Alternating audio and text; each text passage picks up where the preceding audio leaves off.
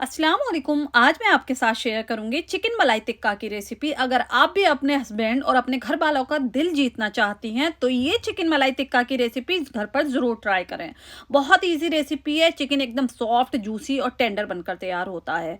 तो चलिए देख लें टेस्टी सी रेसिपी को कैसे बनाया। तो यहाँ पर देखिए हमने लिया है चिकन। यहाँ पर फुल थाई के पीसेज ले लिए हैं 3। अच्छे से इसको हमने क्लीन कर लिया और ड्राई कर लिया। अब देखिए इसमें लगाने हैं हमें कट्स, ताकि हम जब इसको मैरिनेट करें ना तो मसाले का फ्लेवर अंदर तक जाए। तो इस तरह से आप इसमें कट्स लगा लीजिएगा। तो ये देखिए हमने यहाँ पर इस तरह से गहरे गहरे कट्स लगाने हैं, क्योंकि हम इसको मैरिनेट करेंगे ना तो गहरे कट्स होंगे, अंदर से पक भी जाएगा और फ्लेवर्स भी मसालों के अंदर तक जाएंगे। अब इसका मैरिनेशन तैयार करना है तो एक बोल लेना है और इसमें ऐड करना है 400 ग्राम दही। फ्रेश दही ले लीजिएगा, ज़्यादा खट्टा मत लीजिएगा। अब इसमें ऐड करेंगे 1 पैकेट क्रीम का। और अब ऐड करना है, देखिए हमने यहाँ पर 10 हरी मिर्च ली थी, इसको मिक्सी जार में डालकर थोड़े से पानी के साथ इसका पेस्ट बना लिया। ये तीखी नहीं है बिल्कुल भी मिर्चियाँ। अगर मिर्ची तीखी है तो 5 से 6 ही लीजिएगा। 1 टीस्पून हमें लेना है चाट मसाला पाउडर, 1 टीस्पून जीरा पाउडर लेना है और 1 टीस्पून गरम मसाला पाउडर लेना है, 1 टीस्पून काली मिर्ची का पाउडर, हाफ टी स्पून काला नमक ऐड करना है, इससे बहुत अच्छा फ्लेवर आएगा। और हाफ टी स्पून पीली मिर्ची का पाउडर ऐड करना है। नमक ऐड करेंगे 1 टीस्पून या फिर अपने टेस्ट के अकॉर्डिंग ऐड कीजिएगा।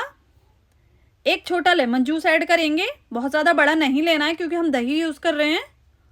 अब सभी चीज़ों को हमें खूब अच्छे से मिक्स कर लेना है। इंग्रेडिएंट लिस्ट आपको डिस्क्रिप्शन बॉक्स में मिल जाएगी, तो आप चेक कर लीजिएगा। अब जब अच्छे से ये मिक्सचर देखिए रेडी हो गया, मिक्स कर लिया, उसके बाद चिकन पर पोर कर देना है इस तरह से।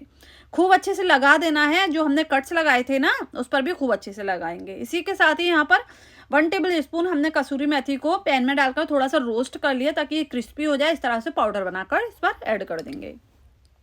अब खूब अच्छे से इसको हमने देखिए कट्स पर अंदर लगा लिया है, चिकन के अलट पुलट कर खूब अच्छे से लगा लिया। अब इसको मैरिनेट कर रखिए ओवरनाइट फ्रिज में, या फिर आपके पास टाइम नहीं है तो 1 से 2 घंटे ज़रूर रखिए। अब इसको हम फ्राई करेंगे तो इसके लिए मैं यूज़ कर रही हूँ अगारो का imperial granite non stick pan.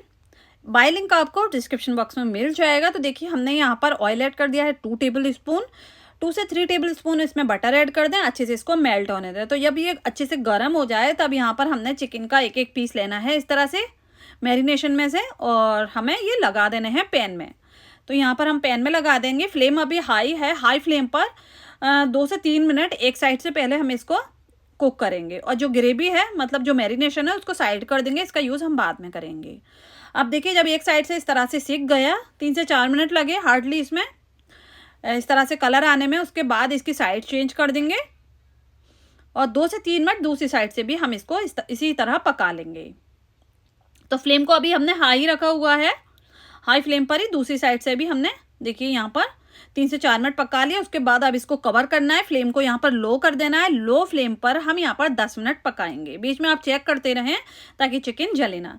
तो देखिए 10 मिनट हो चुके हैं। चिकन अंदर से भी एकदम टेंडर हो गया है। देखिए गोश्त ने यहाँ पर हड्डी को छोड़ दिया है, मतलब चिकन खूब अच्छे से कुक हो गया है अंदर से भी। अब जब इस तरह से देखिए कलर आ जाए दोनों साइड से, ये देखिए यहाँ पर मैं आपको दिखाऊंगी, दोनों साइड से जब इस तरह से कलर आ जाए, खूब अच्छे से सिक जाए, तब यहाँ पर फ्लेम को बिल्कुल लो कर दें।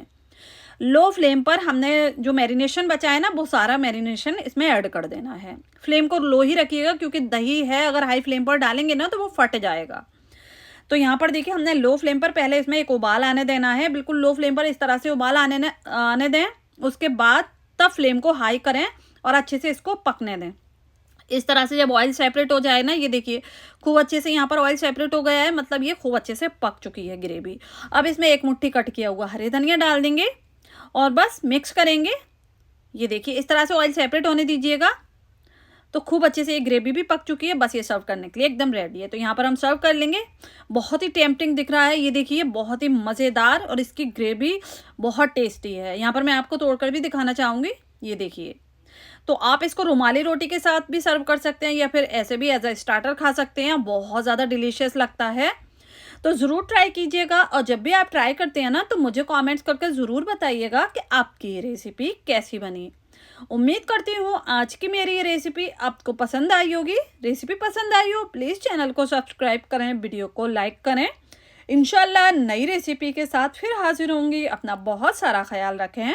तब तक के लिए अल्लाह हाफिज़।